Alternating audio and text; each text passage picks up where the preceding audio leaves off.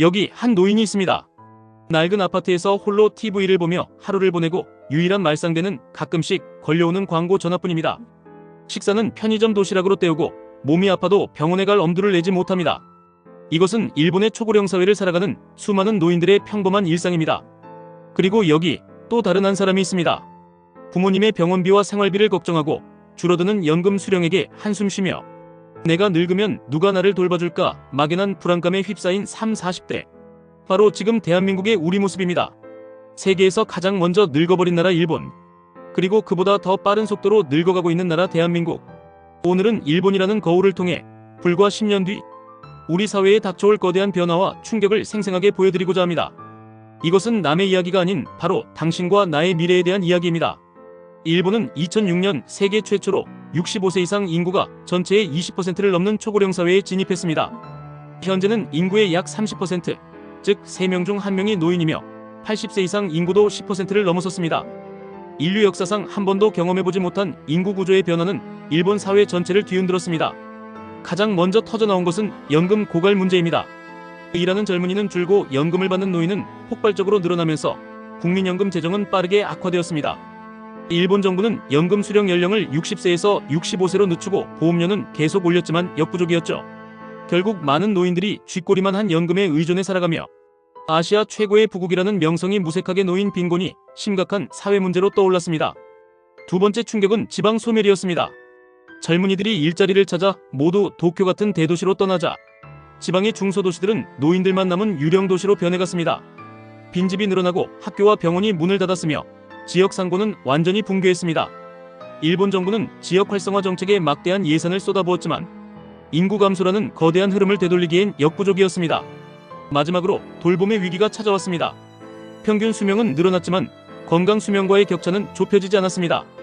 80대 노부모를 50대 자녀가 부양하는 8050 문제는 사회 전체의 부담이 되었고 배우자나 자녀 없이 홀로 죽음을 맞이하고 몇 주 뒤에나 발견되는 고독사는 더 이상 특별한 뉴스가 아니게 되었습니다. 이제 시선을 대한민국으로 돌려보겠습니다. 2025년 우리나라는 65세 이상 인구 비율 20.6%를 기록하며 드디어 초고령 사회에 진입합니다. 일본이 고령 사회에서 초고령 사회로 가는데 24년이 걸렸지만 우리는 단 7년 만에 그 길을 주파했습니다. 인류 역사상 전례 없는 속도입니다. 이 무서운 속도는 일본이 겪었던 문제들이 훨씬 더 압축적이고 강력한 형태로 우리 사회를 덮칠 것임을 예고합니다. 연금 고갈 시계는 더 빠르게 움직이고 있습니다. 현재 추세라면 국민연금은 2055년이면 완전히 소진될 것으로 예상됩니다. 지금의 30, 40대는 평생 연금을 붓고도 정작 노후에는 한 푼도 받지 못하는 첫 세대가 될 수 있다는 끔찍한 시나리오가 현실이 될 수 있습니다.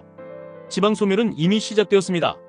현재 전국 228개 시군구 중 절반에 가까운 113곳이 소멸 위험 지역으로 분류됩니다. 특히 전남, 경북 지역은 젊은 층의 유출로 인해 지역 경제의 기반마저 흔들리고 있습니다. 일본의 유령 도시가 더 이상 남의 일이 아닌 것입니다. 돌봄의 위기는 훨씬 더 심각할 것입니다. 일본은 그나마 우리보다 가족 및 지역 공동체가 살아있었지만 우리는 급격한 도시화와 핵가족화를 거치며 그 기반이 훨씬 취약합니다. 여기에 세계 최저 수준의 출산율이 더해져 미래의 노인 세대는 자신을 부양해줄 젊은 세대 자체가 절대적으로 부족한 부양 절벽에 직면하게 될 것입니다. 그렇다면 우리는 일본처럼 속수무책으로 늙어가는 사회의 비극을 지켜만 봐야 할까요? 그렇지 않습니다. 일본의 뼈아픈 경험은 우리에게 무엇을 해야 하고 무엇을 하지 말아야 하는지에 대한 소중한 교훈을 줍니다. 첫째, 연금 개혁은 더 이상 미룰 수 없는 생존의 과제입니다. 더 내고 더 늦게 받는 고통분담에 대한 사회적 합의를 이뤄내고 동시에 개인연금, 퇴직연금 등 사적연금 시장을 활성화하여 국민 스스로 노후를 준비할 수 있는 제도적 기반을 강화해야 합니다. 둘째, 지방소멸에 대한 발상의 전환이 필요합니다. 획일적인 인프라 지원을 넘어 각 지역의 특색을 살린 관계인구 유치 전략, 즉 주말이나 휴가 때만이라도 도시민들이 지역과 관계를 맺고 활력을 불어넣을 수 있는 새로운 모델을 적극적으로 모색해야 합니다. 마지막으로 개인의 인식 변화가 가장 중요합니다. 노후는 국가가 책임져 주겠지라는 막연한 기대에서 벗어나 20대부터 자신의 노후를 스스로 설계해야 합니다. 건강관리를 통해 건강수명을 늘리고 꾸준한 자기개발로 평생 현역으로 뛸 수 있는 능력을 키우며 주식, 연금저축펀드 등 장기적인 관점의 자산 배분을 통해 경제적 독립을 준비해야 합니다. 일본의 오늘은 우리의 내일입니다. 하지만 어떤 내일을 만들지는 오늘의 우리에게 달려 있습니다. 일본의 실패를 답습할 것인가 아니면 반면교사 삼아 더 나은 미래를 준비할 것인가? 이 영상이 그 중대한 질문에 대한 답을 찾는 작은 시작이 되기를 바랍니다. 영상이 재밌으셨다면 좋아요, 댓글, 구독 부탁드립니다. 감사합니다.